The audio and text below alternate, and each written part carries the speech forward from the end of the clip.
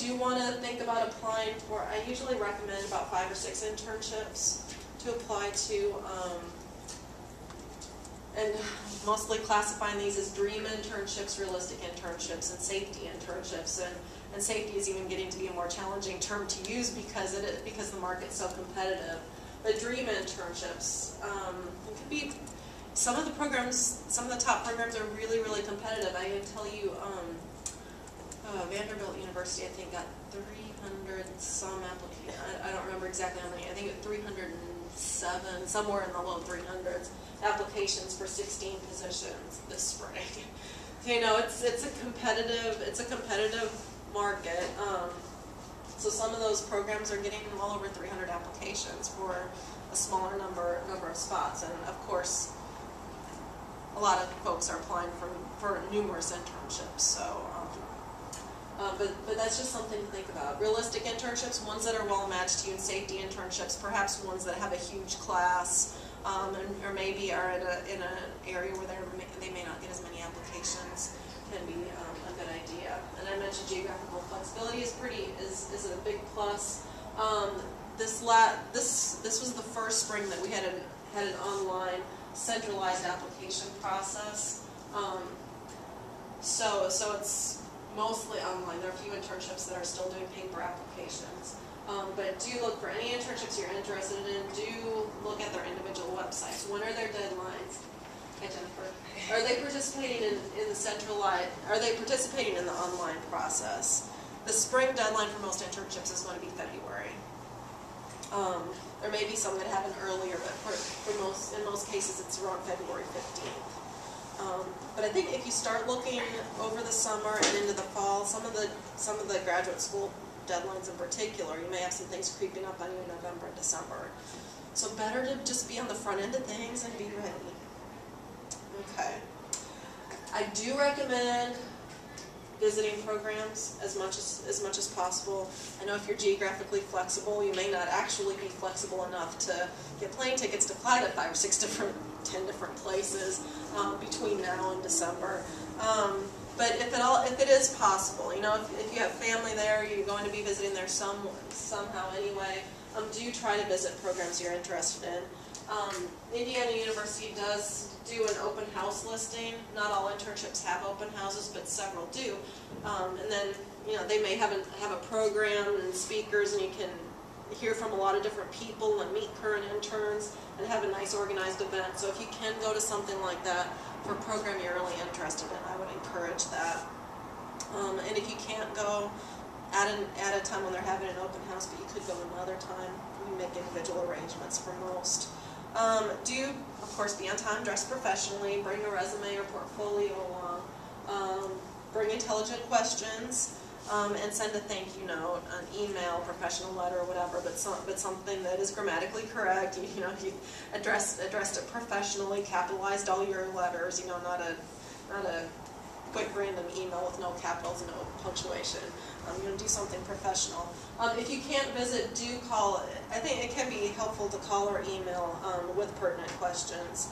And then in November, UNSA has a forum with internship directors from around the Southeast. And I think we usually have about 7 or 8 internship programs represented that I would encourage you to attend. And even if you're not interested in the specific programs represented, it can still give you some insights that I think will be really, really helpful.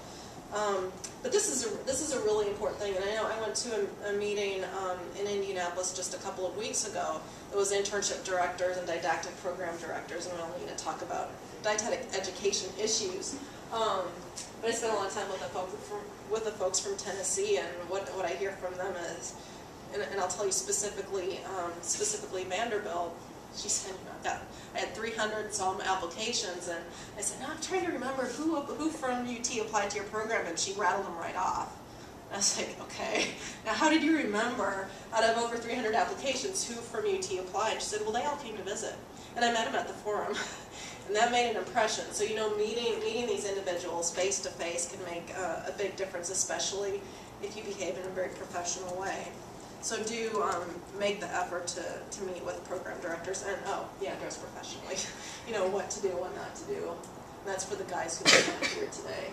Okay, so DICAS is the Dietetic Internship Centralized Application System. That's the electronic system that just went into effect with a small group in the fall, but we just had our first big spring experience with that.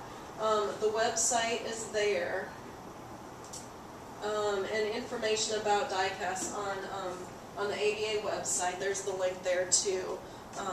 So I'll make sure this is posted so you can access that. But most dietetic internships are participating in the centralized application system, and that includes all the things you would typically expect to find in an application. Applicant information, you know, who you are, where you live, and all that good stuff.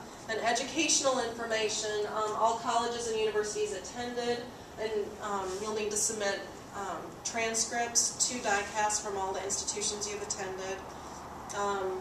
Enter all your courses and grades. GRE scores if you took the GRE. And then there's also a place where you put in my contact information, and that triggers an email to me to verify that you are in the program and which classes you have to complete in order to complete the program. And then of course the section for other information. There's a section where you put in all your awards, volunteer activities, experience, and everything, which this year was not a required field, and it should have been, because of what we heard was a lot of people left it blank, because there's a resume included also. And even though you include a resume, this probably will be required by the time you guys are applying, but don't leave it blank. Put in everything you can that you have. And then the personal statement is basically your letter of application in a professional format. And if you've ever done an online application system like this, you have a little text box that your letter is going to go into. And what I also heard from internship directors that they weren't particularly fond of was applicants just going into that box and then typing away, no formatting, no spacing. Even though it's in a little box on what you're seeing, you can still type it in a professional letter format in a word processing document and copy and paste it into that box, so it still looks like a professional letter when they get it. So do take the trouble to make it look professional. Resume, references we talked about already. Oh, and transcripts and some internship programs, and this goes back to checking out the individual websites carefully. We'll ask for additional information that be sent to them directly or that can be submitted through DICAS. So there may be supplemental materials that internship programs will want. And then there are a handful of internships that are not yet participating, but I expect that will shrink to almost nothing over the next couple of years. So I just included this for them, but if you're doing a paper application, the link to the form that most will be using is right there. And of course that should be neat also, and you'll just need a paper form from me if you're applying to any programs that aren't participating in DICAS. Okay, now the personal statement itself.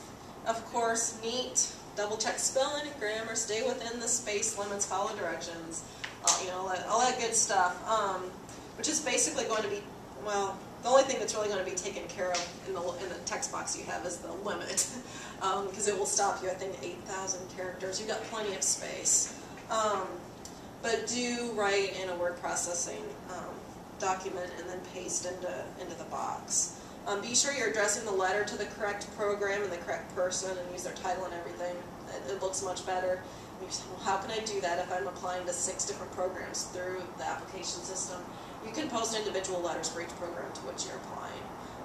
And I think that adds a nice personal touch. You just need to make sure that when you're connecting a specific letter to a program that you're matching it to the right program, so they're not opening up something with somebody else's name on it. Okay. And DICAS includes specific things that should be included in there, and for those of you who will be taking 410 in the fall with Karen Weatherall, you'll be writing a draft personal statement as part of that class, so that will give you some practice and some feedback as well. But basically, why do you want to be an RD? Experiences that have helped prepare you for that. Short and long-term career goals, strengths and weaknesses, and any other important information. And of course, not including irrelevant information. And I know many of you have heard my example.